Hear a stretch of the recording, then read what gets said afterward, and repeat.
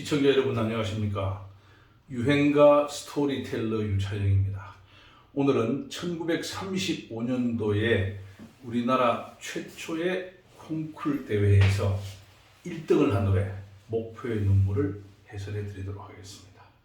이 노래는 1934년도에 우리나라 10대 향토 도시 애창 가사 모집에서 1등을 한 목포의 사랑이었습니다.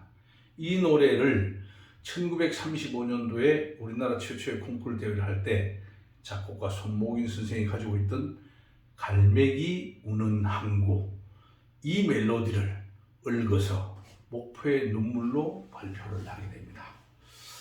1935년도에 최초 콩쿠르 대회를 하고 나서요, 악단장 김혜송 선생과 이난영 선생이 결혼하게 되죠. 실제 이 당시에 이난영 선생은 1918년 진주 출생, 2살 연하의 남인수 선생과 연애를 하고 있었습니다. 이 두 분이 먼저 연인으로서의 교제를 하게 되지만 악단장이 이난영 선생과 결혼하게 되는 것이죠. 이 노래는 나중에 임진왜란, 보하도 삼도수군 통제령의 이순신 장군의 사연을 품기도 합니다. 이 사진에 보면은 이 두 분은 이난영 김혜송이고요, 남민수 선생, 목포 노적봉에 있는 이순신 장군의 지휘소에 있는 동상입니다. 이난영 선생과 김혜송 선생 둘 사이에는 4남 3녀 7남매의 자녀가 태어납니다. 그 중에서 딸이 셋인데요. 그 중에 딸 애자, 숙자하고 요 민자는 이봉용 선생, 이난영 선생의 친오빠의 딸입니다. 이 세 분이 1953년도에 미8군 무대에서 삼자매라는 걸그룹으로 실질적으로 6.25 전쟁 이후에 가장 먼저 걸그룹 활동을 하게 됩니다. 물론 이난영 선생은 일본 제국주의 식민지 시절에 저고리 시스터즈의 일원으로 그 시절에 우리나라의 최초의 걸그룹으로 활동을 하게 되었었죠. 그 다음 위에 있는 세 분의 아들인데요. 아들이 장남, 그 다음에 세 아들이 있었는데 장남을 빼고 영일, 상호, 태성 이분들이 1961년도에 미국에서 김보이스로 활동을 했던 분들입니다. 이난영 선생의 일생을 보면은 그야말로 파란만장한 그런 삶이었습니다. 국민가수, 꾀꼬리의 여왕, 그런 가수로서의 빛나는 삶이 있었지만은 개인사로서는 어려움도 많이 있었습니다. 이분은 1916년에 목포 양동에서 철공소를 하는 아버지의 딸로 태어납니다. 아버지는 정말 술을 많이 드셔서 가족들을 어렵게 했던 것 같아요. 그래서 1933년이죠. 이난영 선생이 목포의 눈물을 부르고 우리나라 최초의 콩쿠르 대회에서 1등을 하는 그 딸의 영광스러운 자리를 보지 못하고 돌아가셨습니다. 그래서 아버지가 돌아가서 가정 형편이 어려워지니까 이난영 선생은 어머니와 함께 제주도로 식모살이를 가게 됩니다.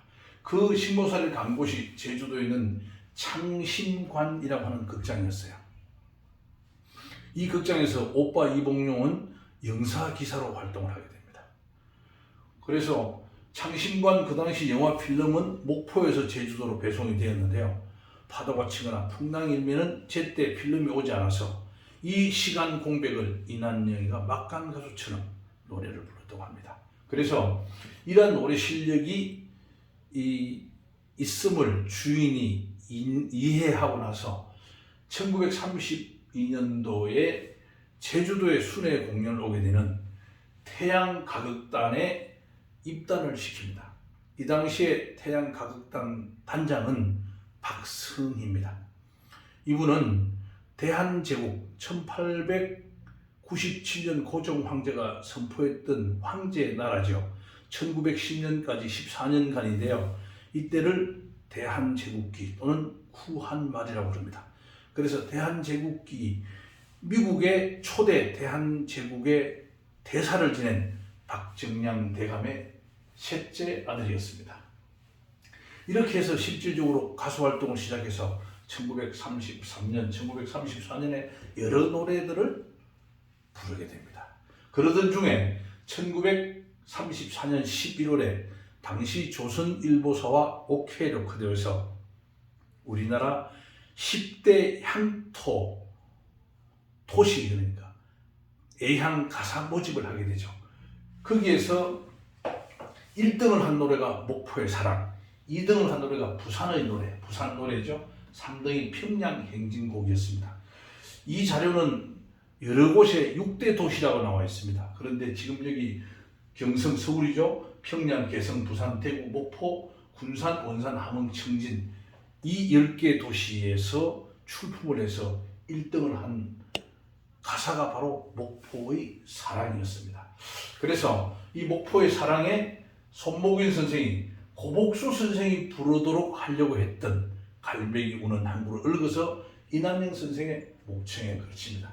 그래서 이난영 선생은 이때부터 난영, 난초의 그림자라고 하는 박성희 대감이 붙여준, 박성희 악단장이 붙여준 이 예명을 사용하게 되죠. 1936년 이난영 선생은 김혜송 선생과 결혼할 때 혼전 임신 상태였습니다. 그래서 경성요리집에서 연극인 이기세 선생의 주례로 결혼식을 하게 됩니다. 이후에 목포는 항구다, 해조곡, 다방의 푸른 꿈, 우러라 문풍지 이런 노래를 가지고 우리나라의 대중들의 가슴을 빨간색, 노란색으로 물들이는 꾀꼬리의 여왕이 되는 겁니다. 그러다가 1950년 6.25 전쟁을 전후해서 남편 김혜송 선생이 월북인지 입북인지 북한으로 가게 됩니다. 그 이후에 1958년에 남인수 선생이 본처 김은하 선생과 이혼을 하고 이난영 선생과 사실상 다시 동거생활, 사실혼 관계에 들어갑니다. 그러다가 1962년도 45살로 첫사랑 남인수 선생을 먼저 보내고 본인은 1965년 4월 10일 날 50세로 이승을 등지는 파란만장한 인생을 살게 됩니다. 자, 이 노래는 목포 고하도에 있는 이순신 장군의 유적지를 품은 노래입니다. 이순신 장군은 1597년 9월 16일 진도 앞바다 울돌목에서 왜군 133척을 상대로 13척의 판옥선으로 세계 해전사에 없는 전술적 승리를 이룩하지요. 이 이후에도 울돌목에서 왜적을 파쇄했지만은 실제 전투력 자체에는 왜군에 밀리던 상황이라서 실제 도주를 하게 됩니다. 그래서 고군산 반도까지 가게 되죠. 그해 10월 27일 음력입니다. 그래서 양력으로 11월 말이 되죠. 왜군들이 이순신 장군을 뒤쫓다가 추워서 추위에 못 이겨서 순천 외성으로 다시 들어갑니다. 이때 이순신 장군은 목포 앞에 있는 고하도입니다. 이 고하도는 높을 고자 아래 하자죠. 유달산 291고지인데요. 높은 산 아래에 있는 섬이라는 뜻입니다. 이 섬으로 와서 삼도수군 통제령을 설치합니다. 1597년 10월 27일부터 1598년 2월 17일 저녁까지 완도, 고금도로 삼도수군 통제령을 옮길 때까지 치휘를 하게 되죠. 여기에는 조선 수군 8,000여 명과 피난민 1,000가구 정도가 고하도에 같이 있었습니다. 그래서 이곳에 우리나라 최초의 피난민 구호소를 운영하게 되죠. 여기에서 해로 통행첩도 발간합니다. 해로 통행첩은 배가 3톤, 5톤, 10톤 이렇게 지나갈 때마다 쌀을 한 대, 5대, 한 말 이렇게 통행세를 부과해서 피난민 구호소에 있는 조선 백성들을 구호했죠. 그 백성들의 남편 또는 아들들은, 장성한 사람들은 조선 수군에 편입하는 이러한 국가 전략을 수행했던 것입니다. 거기에 가면 모충사라는 절이 있어요. 아내가 모충사고 이 모충문입니다. 이순신 장군 영정이 있는데요. 보화도입니다. 이순신 장군은 이 명랑대첩에 임하기 전에 조선 수군들에게 필생적사라고 하는 훈시를 하게 됩니다. 그래서 죽기를 각오하고 싸우면 반드시 승리를 하고 살려고 하면 죽는다는 정신훈련을 한 이후에 13대 133의 쾌승을 이룩하는 것입니다. 목포의 눈물 노래는요, 사공의 변례로부터 목포의 사랑까지 이어집니다. 여기서는 삼학도가 있죠. 이 삼학도는 유달산에서 공부를 하고 있는 선비를 사모했던 세 낭자의 이야기입니다. 이 세 낭자는 나중에 갈매기가 되는데요. 유달산에서 공부를 해서 과거에 급제하고 금이 환양을 한 그 선비는 목포 북항 일대에 나르는 갈매기 세 마리를 화살로 쏘아서 떨어뜨립니다. 그 갈매기들이 떨어져서 죽은 바닷물 속에서 섬이 솟아올랐죠. 그래서 세 마리 학을 닮은 섬이 생겨납니다. 그래서 삼학도라고 불렀던 것입니다. 노래 속의 300년은요, 300년 원앙품은 실제 1598년부터 1935년까지 336년의 세월을 얘기합니다. 이 당시에는 임진왜란으로 이 노래가 불려진 시기에는 식민지로 우리나라를 괴롭히는 일본에 대한 민족 저항 정신을 담은 노래가 바로 이 노래입니다. 여기서요, 300년 원앙품은 이것은 300년 원앙풍으로 한자로 바꾸어서 1933년부터 시행했던 조선 총독부에서 레코드 음반 취체 규칙, 여기에서 음반 금열을 하게 되죠. 그 금열을 통과하게 되는 겁니다. 300년 원앙품은 아니고 300년 원앙품. 새 그루에 잣나무가 있는 연못에 평안을 기원하는 바람이 불어오기를 원한다는 이런 식으로 둘러댄 거죠. 그렇게 해서 금열을 통과했던 것입니다. 자, 이런 사연을 품은 노래를 여러분 한 소절만 들려드릴 테니까요. 여러분 같이 따라 부르다가 다음에는 또 여러분들이 여러 사람이 리메이크한 노래들을 들어보시기를 바랍니다.